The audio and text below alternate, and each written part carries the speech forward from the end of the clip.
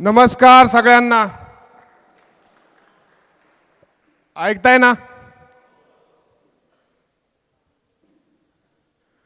आज खानदेश उद्योग प्रबोधिनी मार्फत जो हा कार्यक्रम चालू आहे, यातून हर्षल सर मला नक्की सांगायचं आहे की पुढच्या वर्षी इथले 20 ते 25 नवीन स्टार्टअप तयार होतील. नमस्कार मित्रांनो, नमस्कार धुळेकर. मी अक्षय कटके, पुणे जिल्ह्यातील पुरंदर तालुका आणि त्यातील आमचं भिवरी गाव आणि डोंगराच्या कुशीत वसलेली आमची छोटीशी आस्करवाडी. तुम्हाला नावाला वाटत असेल की ऑस्करवाडी काय? ऑस्करवाडी मेन म्हणजे आमच्या गावाच्या वाडीचं नाव हे आस्करवाडी आहे. 15 जुलै 2019 रोजी जेव्हा वेब सिरीज करायला घेतली तेव्हा सुचवत होतं की नाव काय द्यायचं. मग एक 5 ते 6 महिन्यानंतर विचार केला. साइड बाय साइड स्टोरी चालू होती. तेव्हा ठरवलं की आपल्या गावाचं नाव द्यायचं. फिल्म क्षेत्रातील सगळ्यात मोठा अवॉर्ड म्हणजे ऑस्कर अवॉर्ड. मग आपण म्हणलं की आपण मग आपल्या वेब सिरीजचंच नाव ऑस्करवाडी देऊ. आणि ऑस्करवाडीचा प्रवास 2 वर्षामध्ये 137 एपिसोड झाले आणि 107 देशात मालिका पोहोचली. खूप सारे व्हिडिओ होते ज्यांना करोडोंनी व्ह्यू भेटले. सांगायला भरपूर आहे. आज वेब सिरीजचं एक पार्ट आहे माझा आणि त्यानंतरचा पार्ट लॉकडाऊन नंतर व्यवसायाचा आहे. कारण का लहानपणी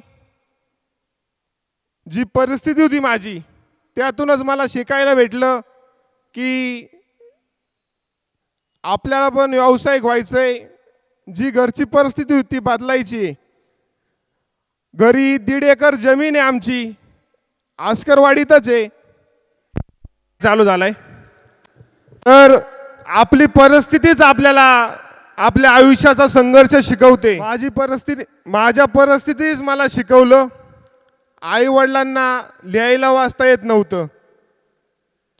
8वीत असताना आमच्या वडिलांचं ऑपरेशन झालं पायाचं. आमच्या घरी 2 म्हशी आणि 2 गाया होत्या आणि मला अचानक शेतकरी कुटुंबात असल्यामुळं त्या मशीनची धारा काढायची. आज कोणतंही मोटिवेशनल भाषण करायला नाही आलो.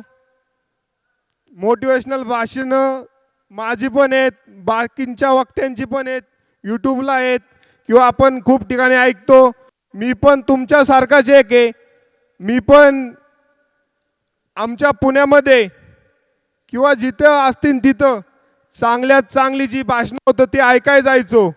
पण नुसतं ऐकून होत नाही, त्यासाठी करायला पण लागतं आणि ती करणं म्हणजे आपल्यावरती असतं. मित्रांनो, प्रयत्न केल्याशिवाय स्वप्न पूर्ण होत नाही. तसंच मी प्रयत्न केला म्हणून स्वप्न पूर्ण झालं. लॉकडाऊनमध्ये जी सुरुवात झाली व्यवसायासाठी, कारण का वेब सिरीज करताना मार्केटिंग भरपूर होतं. वेब सिरीज 107 देशात पोचत होती. लोक यायचे, फोटो काढायचे. पण जर हॉटेलमध्ये चहा पिलो तर खिशात 10 रुपये नसायचे त्या चहाचं बिल द्यायला. तिथनी सुरुवात होती. मग व्यवसाय करायचं हे लहानपणापासून स्वप्न होतं की आपला पण व्यवसाय असावा आणि आपलं वेगळं काहीतरी अस्तित्व असावं. लॉकडाऊनने शिकवलं. पुण्याजवळ असताना वेब सिरीज थांबली. 2 नंबरला आमचा घरचा व्यवसाय थांबला आणि 3 नंबर म्हणजे मी येवल्याच्या सगळ्यांना माहीत असेल, माहिती आहे येवल्याच्या येवले चहाचं मार्केटिंग पूर्ण मी करायचो. माझं ग्राफिक आणि ॲनिमेशन झालंय. 5व्या शाखेला मार्केटिंग घेतलं होतं. सोशल मीडियाचं असेल किंवा बूस्टिंगचं असेल किंवा फेसबुकचं असेल, ते सगळं मार्केटिंग सुरुवातीपासून वेब सिरीजमधून मी करायचो. लहानपणापासून आवड होती की चित्र पाहायचो, म्हणजे कोणतेही पोस्टर पाहायचो. मेन म्हणजे 2014ला जेव्हा इलेक्शनचं वातावरण होतं, आजचे दिन आएंगे, तेव्हा ते कॅम्पेनिंग होतं. म्हणजे मार्केटिंग तेव्हापासून सुरुवात झाली किंवा आपला सोशल मीडियाचा प्लॅटफॉर्म तेव्हापासून सुरू झाला. आजचे दिन आएंगे आणि फेसबुकचं कॅम्पेनिंग होतं. हे पाहून तेव्हा मनामध्ये वाटायचं की हे पण आपण डिझाईन करावं. त्यानंतर 12वी नंतर ॲडमिशन घेतलं, स्वतः काम करून डिझाईनला ॲडमिशन घेतलं, ग्राफिक ॲनिमेशन पूर्ण केलं. आणि त्यानंतर ॲक्च्युअलमध्ये मला काम करायची संधी पहिल्याच वर्षी भेटले. ग्राफिकचं काम करताना मला गुजरातची सिंधी लोकांची फॅशनाची कंपनी भेटली. मी पुण्यामधून टीम युवर मार्फत गुजरातमध्ये फॅशनाचं काम करायचो आणि त्यातूनच सकाळी 7 वाजता काम चालू व्हायचं, रात्री 11पर्यंत काम चालू करायचो. आणि मला महिन्याला फक्त 3,000 रुपये मिळायचे मित्रांनो. आणि त्या 3,000त मी 3 महिने काम केलं. पण 3 महिन्यात त्या 11 तासात मला प्रत्येक क्षणाला फक्त व्यवसायाची माहिती कानावर यायची, व्यवसायाचं बोलणं ऐकायचं, त्यांचं पूर्ण व्यवसायाचा जो दृष्टिकोन असायचा तो ऐकायचो.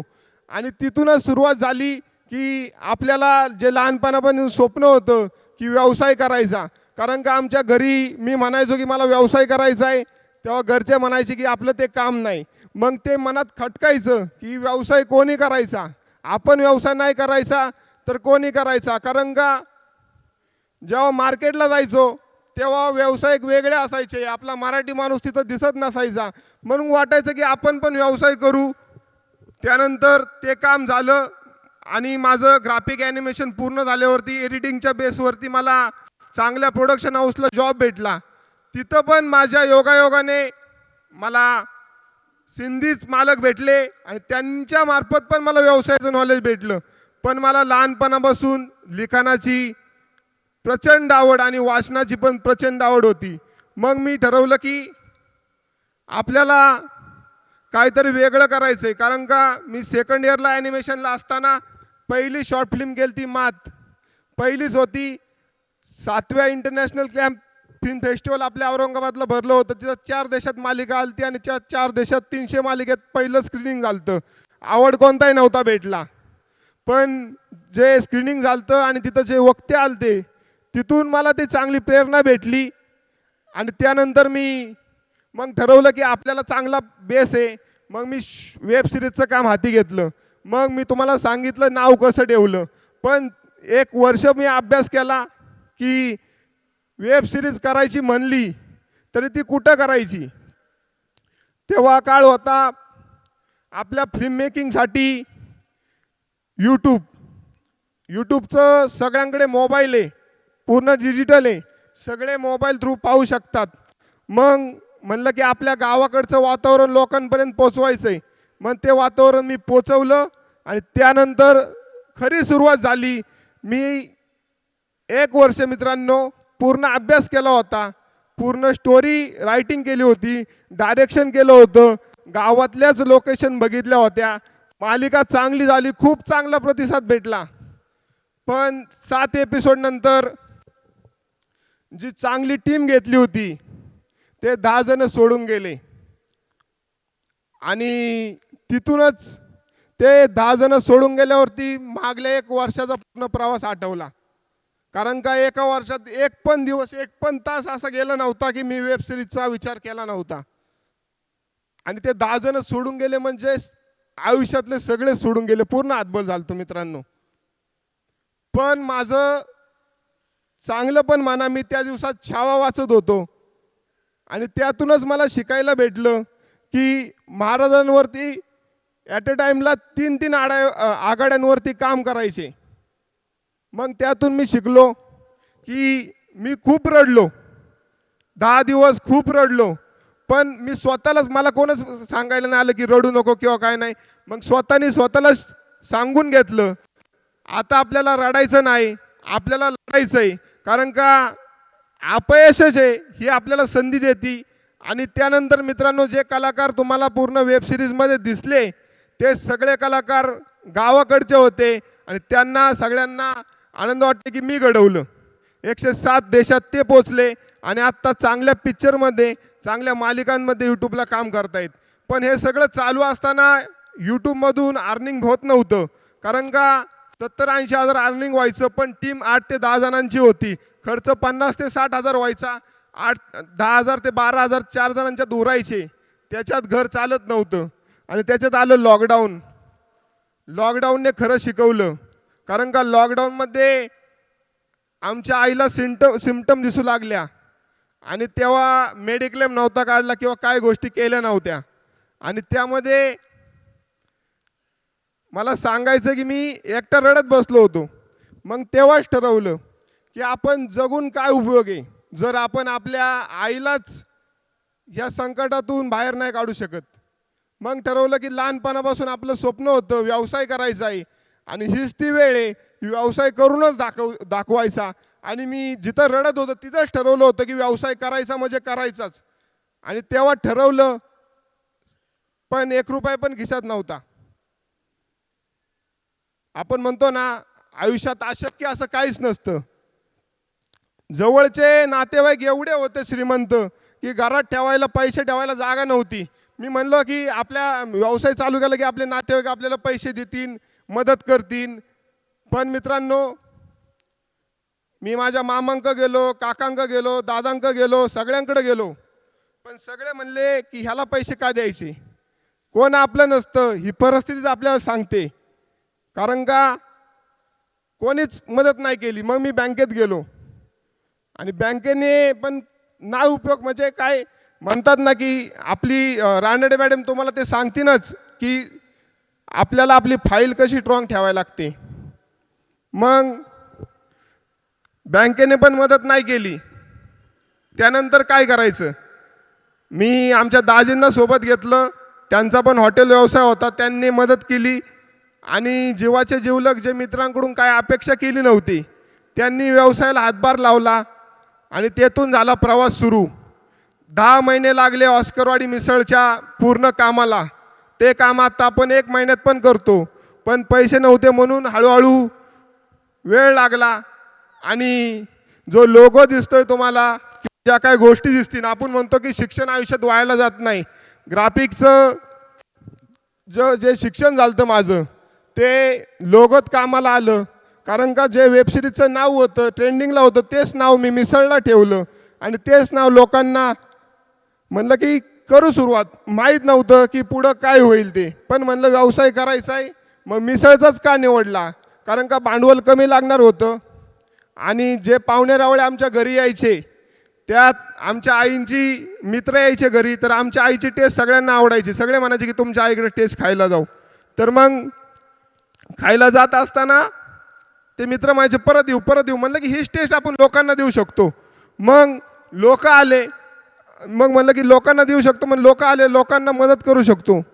मग मी ठरवलं आणि दाजींनी साथ दिली आणि ऑस्करवाडी मिसळ 6 जुलै 2021 रोजी चालू झाली. चालू होताना अडचणी भरपूर आल्या. पैशांची अडचण आली, बाकीच्या सगळ्या गोष्टींची अडचण आली. पण चवसाठी जे मेहनत घेतली, पहिल्या कस्टमरने सांगितलं की चव चांगली आहे. पहिल्याने दुसऱ्याला, दुसऱ्याने चौथ्याला, चौथ्याने 10व्याला आणि पहिला रविवार आला आणि पहिल्या रविवारी मित्रांनो 1000 मिसळ सेल झाले फक्त मार्केटिंगमुळं. ते मार्केटिंग आम्ही केलं नव्हतं, ते मार्केटिंग तुमच्यासारख्याच लोकांनी केलं की ही चव चांगली आहे म्हणून. आणि या चवीला 3-4 वर्षे घालवले होते. व्यवसायाचं मार्गदर्शन होतं. आयुष्यात चांगल्या लोकांच्यात राहिलो, चांगल्या उद्योजकांच्यात राहिलो. म्हणजे आपण म्हणतो ना की आपल्या संगतीवरती आपण घडतो, तसं मी संगतीवरती घडतोय. तुम्हाला पण घडताना आपण चांगल्या माणसात राहतो का हे बघायचं आणि त्या माणसात घडायचं आहे. आणि त्यानंतर 5व्या दिवशी कॉल आला की फ्रँचायझी पाहिजे. मग म्हणलं की आपण तर काही कल्पना पण केली नव्हती की फ्रँचायझी द्यायची किंवा काय पाहिजे. माहीत नव्हतं, पण येवलेमध्ये काम केल्यावरती माहिती होतं की फ्रँचायझी मॉडेल कसं असतं, काय असतं. मग 9 महिने 10 महिने पूर्ण अभ्यास केला, मसाल्याचा पूर्ण कारखाना तयार केला, मॅनेजमेंट केलं, टीम तयार केली, मग आपल्या लोकांनाच त्यात काम केलं. आणि सांगायला आनंद वाटतोय की पहिल्या 5 फ्रँचायझीच्या 5 जण सोबत होते, जे टीममधले होते त्यांनीच चालू केले आणि ते त्यांच्या पायावरती उभे राहिले आणि ते पण चांगलं करतायत. आणि जे फ्रँचायझी मॉडेल चालू केलं त्यामध्ये तेव्हाच ठरवलं होतं की आपल्यासारखा उद्योजक तयार व्हायला पाहिजे. चवीची जी भुरळ लोकांना लागली आहे ती लोकांपर्यंत पोचायला पाहिजे. आयुष्यात स्वप्न पाहिलं तर स्वप्न पूर्ण होतं, पण ते स्वप्न बघायला अनेक रात्र आणि दिवस घालवावे लागतात. मग तेच बघताना पहिला ब्रँच 3 फेब्रुवारी 2022 रोजी चालू झाली आणि काल लातूरमध्ये, माझं वय मित्रांनो 24 आहे, 24वी ब्रँच काल लातूरमध्ये चालू झाली. अशक्य असं काहीच नाही आहे. मी सरांना म्हणलं होतं की मी भाषण कोणतंही देणार नाही, फक्त माझा परिचय देईल, प्रश्न उत्तराचा तास घेईल, एक 10-15 मिनटं. कारण का यूट्यूबला खूप भाषणं आहेत, खूप लोक ऐकतात आणि सगळी माहिती आज ऑस्करवाडी जे नाव आहे, इंस्टाग्रामला ऑस्करवाडी मिसळचं अकाउंट आहे, त्या अकाउंटला महाराष्ट्रातलं पहिलं असं इंस्टाग्राम पेज आहे व्यावसायिक, ज्याचे 2 लाख फॉलोअर्स पूर्ण आहेत. ते कशामुळं? लोक शेअर करतात, आपण नाही. आपण फक्त टाकण्याचं, चांगलं दाखवण्याचं काम करतो. कारण का ह्या मला पण आज इथं बोलवलंय ते म्हणजे मार्केटिंग होतंय म्हणूनच बोलवले, किंवा मी दिसतोय म्हणूनच बोलवलंय. आज जे मार्केटिंग होतंय त्या मार्केटिंगच्या थ्रू आज जे काही सगळं होतंय वातावरण आता येणारा काळ हा माझ्यासारखे सगळे तरुण मुलं आहेत मित्रांनो. मोबाईल आणि सोशल मीडिया हे एवढं प्रभावी माध्यम आहे की तुम्ही त्याचा चांगला वापर केला तर तुमच्या बिझनेसला चांगलंच होणार आहे. कारण का एका वर्षात ही सगळी प्रोसेस चालू आहे. आता 45 ब्रँचचं महाराष्ट्रात काम चालू आहे आणि महाराष्ट्राबाहेर गुजरात आणि हैदराबादला काम चालू आहे. आणि मे महिन्यामध्ये आपली शाखा दुबईत होणार आहे मित्रांनो.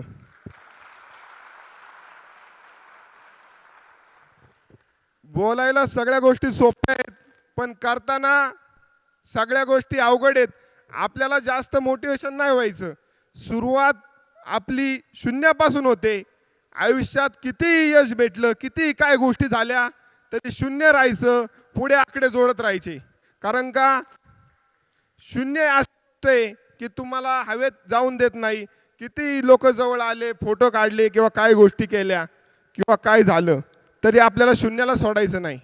आता अक्षयजींना कोणाला प्रश्न विचारायचा असेल तर इथे यायचं आणि तुम्ही प्रश्न विचारू शकता.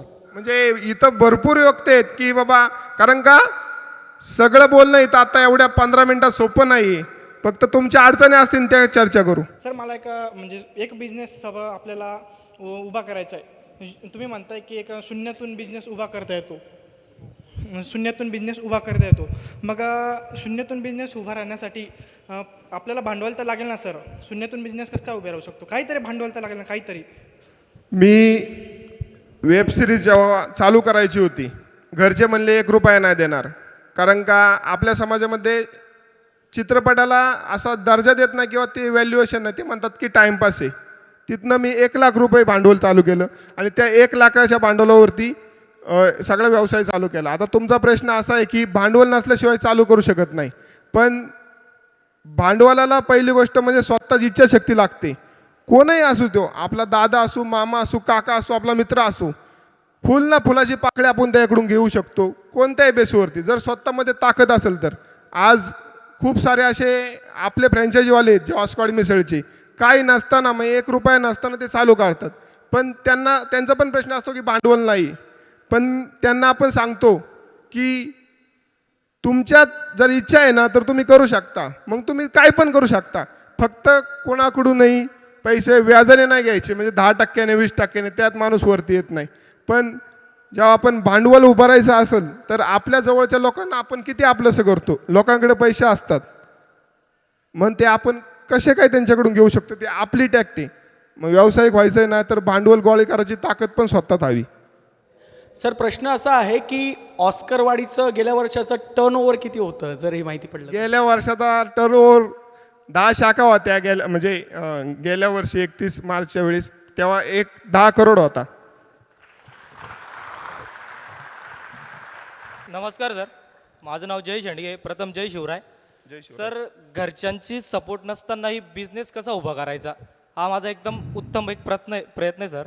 त्याच्याबद्दल मार्गदर्शन करा थोडं. नक्कीच. घरचे नाहीच म्हणायची व्यवसाय करायचा, नोकरी करायची. नोकरी केली दुसऱ्याच्या इथं तर तो मोठा होतो, आणि स्वतःचा व्यवसाय केला तर आपण मोठं होतो आणि आपल्यासोबत आपल्या सगळ्यांना मोठं करतो. पण घरचे नाहीच म्हणतात, मग घरच्यांना आपण सिद्ध करून दाखवायचं आपल्या कामातून. जेव्हा पहिली फ्रँचायझी चालू झाली आणि मी घरच्यांना तिथं नेलं, घरचे तोपर्यंत मला विचारतच नव्हते, बाबा करतोय करू दे. त्यांना माहीत होतं की बाकीच्यांचे व्यवसायात कसं होतं की चांगला काळ पण असतो, वाईट काळ पण असतो. घरच्यांनी जास्त करून वाईट काळ भेटला होता. मी चांगलं भाषणातून शिकायचो आणि वाईट आमच्या घरच्याकडून शिकायचो. मग घरच्यांना चांगलं नव्हतं वाटत, पण त्यांना आपल्या कामातून दाखवलं. घरचे सांगत होते की नको करू, पैसे यांचे एवढे घेतले त्यांचे कधी देणार, ह्यांचे पैसे घेतले त्यांचे पैसे कधी देणार. पैसे देणाऱ्यापेक्षा आपण काय लोकांना देणार आहे ह्याच्यावरती फोकस ठेवला आणि मग बाकीच्या गोष्टी आपण करून दाखवलं की ऑटोमॅटिक सगळ्या सोप्या होऊन जातात. धन्यवाद सर. जय शिवराय. जय शिवराय. टीम बिल्डिंग आणि एक्सपान्शन या 2 गोष्टीवर प्लीज फोकस करा. वेब सिरीज करताना 40 जणांची टीम होती आणि ते 40 जण अजून पण सोबत आहेत आणि ते बऱ्यापैकी चांगले काम करतायत. मग टीम बिल्ड करताना असं स्वतःचा हेतू नाही बघायचा की आपण मोठं होतोय ना, आपल्यासोबत आपल्या साईडचे पण मोठे व्हायला पाहिजेत, तेव्हा तुमची टीम चांगली बिल्ड होते. आज ऑस्करवाडी मिसळच्या मार्फत मी तुम्हाला एक सांगितलं टीम बिल्ड कशी करायची. पहिली शाखा मेन शाखा मी चालू केली आणि त्यानंतर पुढल्या 5 शाखा माझ्या सहकाऱ्यांनाच दिल्या, तेव्हा ती टीम चांगली बिल्ड होते. आणि टीम बिल्ड करायचं अजून एक चांगलं उदाहरण म्हणजे मित्रांनो, आपलं बोलणं, त्यांच्यासोबतचं वागणं, त्यांना कायम आपलंसं वाटणं, एवढंच चांगलं करायचं. आपण म्हणतो की हा माझा मित्र आहे, हा माझा मित्र आहे, पण मित्र पण आपल्यासोबत कधी असतो जेव्हा तो 10 रुपयाला आपल्याला 10 रुपये मागेल तेव्हा 10 रुपये देईल. तेव्हा मी सीए करतोय. माझा प्रश्न असा होता, जेव्हा तुम्ही बिझनेस करत होते तेव्हा तुम्हाला लॉस झाला होता, मग तुम्हाला कधी असं गिव्हअप करण्याचा विचार नाही आला का? आणि जेव्हा असं तुम्हाला लॉस होत होता तेव्हा काय फॅक्टर तुम्हाला असं मोटिवेट करत होतं? सुरुवातीला ग्राफिक झालं, ग्राफिक येतं तेव्हा प्रिंटिंगचा व्यवसाय येतो. म्हणलं प्रिंटिंग करायचं. मित्रासोबत मशीन्स पण घेतली आणि चालू पण केली, पण ती मशीन घेताना जी इन्व्हेस्ट केली ती, पण तिथं ते बॉन्डिंग चुकलं किंवा प्रिंट मीडिया आता थोडंसं कमी होतं आहे, डिजिटल मीडिया वाढतं आहे, तेव्हा चुकलं. मग म्हणलं की आता काळानुसार आपण बघायला पाहिजे की व्यवसायात चालतं आहे काय, बाजारात चालतं आहे काय. जे लोकांना पाहिजे आपण ते देतो तेव्हा आपला व्यवसाय चांगला होतो. म्हणजे आता तुम्ही इथे भरपूर लोक असतात, प्रत्येकाने व्यवसाय निवड केली असेल, पण व्यवसाय निवड करताना पुढच्या 100 वर्षाचा विचार करा, कमीत कमी एका पिढीचा व्यवसाय जर विचार केला तर तुमचा व्यवसाय चांगला चालणार आहे. आणि आपण जेव्हा मॅनेजमेंट चांगलं करतो, प्लॅनिंग चांगलं करतो, गोल्स चांगले ठेवतो, तर व्यवसायाची निवड चांगली होते. कारण का आपण एकटा असतो, म्हणजे घरातील एक चांगला मुलगा जेव्हा चांगलं काम करतो तेव्हा तो स्वतः चांगला होतो, पण संपूर्ण घराला पण चांगलं करतो आणि संपूर्ण पिढीला पण चांगलं करतो. मग ते आपण ठरवायचं की व्यवसाय निवडताना कोणता निवडतोय. आणि आपण म्हणतो की टार्गेट चांगलं असेल तर चांगलं निवडतो. धन्यवाद अक्षयजी. सर्वांनी टाळ्यांच्या गजरात अक्षयजींचं जाता जाता एकच सांगेल की लहानपणापासून छत्रपती शिवाजी महाराजांचे कहाण्या ऐकायचो, त्यांच्या इतिहास ऐकायचो, पण त्यांच्या इतिहासात त्यांचे जे आपले नौदल होते तर ते संपूर्ण जगभर प्रवास करायचे. म्हणजे आपण मस्कतपर्यंत आपली जहाजं जायची, तिथपर्यंत जायची, तर आपल्या काळात आपण का नाही जाऊ शकत? जेव्हा विदेशातले ब्रँड येऊन आपल्या इथं स्थिर होतात, आपल्या इथं चालतात, आपला ब्रँड का विदेशात जात नाही, हा विचार केलता. पण योगायोगाने या वर्षीच आपली ऑस्करवाडी मिसळ ही दुबईत जाते, म्हणजे आपला पण ब्रँड बाहेर जातोय फक्त आणि फक्त जिद्द आणि मेहनतीवरती. मित्रांनो, जाता जाता एकच सांगतो, कष्ट आणि धाडस केल्याशिवाय स्वप्न पूर्ण होत नाही, हे एवढंच लक्षात ठेवा. आणि आयुष्यात अशक्य असं काहीच नाही, फक्त स्वतःवरती विश्वास ठेवायचा. एक वाक्य आपल्या जी 24 तास, राहा एक पाऊल पुढे, एक पाऊल पुढेच राहायचे आपल्याला. थँक्यू.